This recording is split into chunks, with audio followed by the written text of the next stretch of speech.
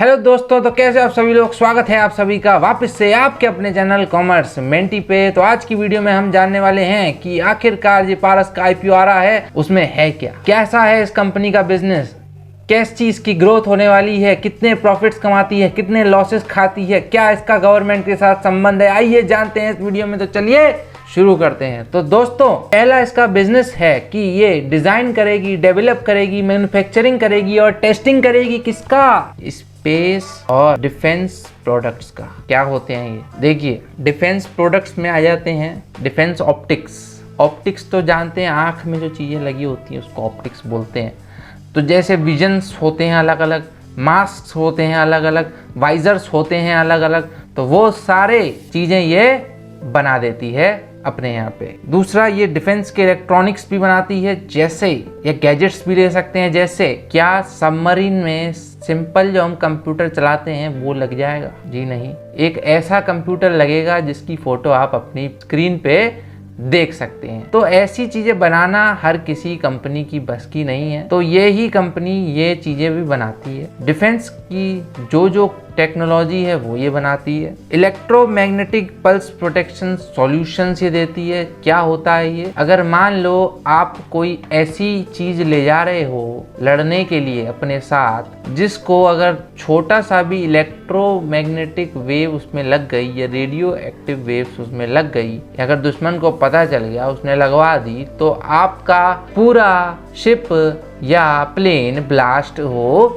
सकता है। तो उसको बंद करने के लिए जिस बॉक्स का यूज होता है उसको बोलते हैं इलेक्ट्रोमैग्नेटिक पल्स प्रोटेक्शन मशीन। यहाँ पे हमने समझ लिया इसका बिजनेस। अब जानते हैं इसके क्लाइंट्स कैसे कैसे हैं। जो भी गवर्नमेंट की कंपनी, इसके रेवेन्यू जो आता है वो कम से कम 80% इसका गवर्नमेंट कंपनी से आता है। जैसे इसरो, या मैं उसका नाम याद नहीं कर पा रहा हूँ, एरोनॉटिक्स कंपनी कोई है सरकार की, तो उसका भी बिजनेस इसके पास है।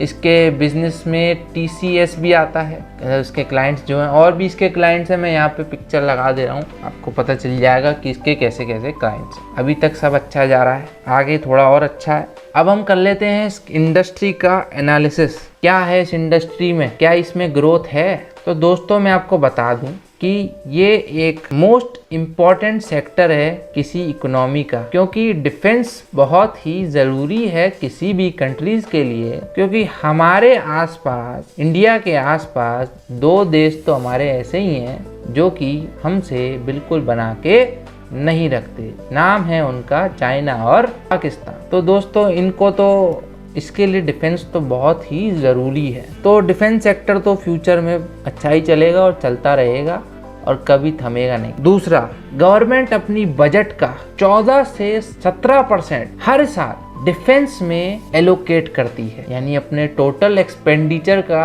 14 to 17% कहाँ डाल देती है ये डिफेंस सेक्टर में। और आर्मी नेवी का या इंडियन एयरफोर्स का अब मॉडर्नाइजेशन बहुत तेजी से होता जा रहा है। गैजेट्स ऐसे बनाए जा रहे हैं कि पूछो मत, नई नई टेक्नोलॉजीज आ रही हैं, काम फास्ट होते जा रहे हैं और इनका मॉडर्नाइजेशन होता ही जा रहा है। तो उनका मॉडर्नाइजेशन आखिर करता कौन है? तो ऐसी कंपनियां ही करती हैं। इस कंपनी को फ्यूचर में डिफेंस ऑफसेट का फायदा मिल सकता है। क्या होता है ये एक तरीके से एक डील है जिसमें एक हाथ ले और एक हाथ दे का सिस्टम है। जैसे गवर्नमेंट यहाँ पे स्पेशल टेक्नोलॉजी का हेलीकॉप्टर नहीं बना सकती, एक अच्छा तगड़ा हेलीकॉप्टर नहीं बन सकता पूरा का पूरा इंडिया में, तो उनको बाहर से मंगाना पड़ता है। पर गवर्नमेंट ने अगर एक शर्त रख दी, क्या कि जो भी पार्ट्स तुम यूज करोगे उसका 20 to 30% इंडिया का पार्ट होना चाहिए। अब इंडिया एक्सपोर्ट करेगी उन पार्ट्स को,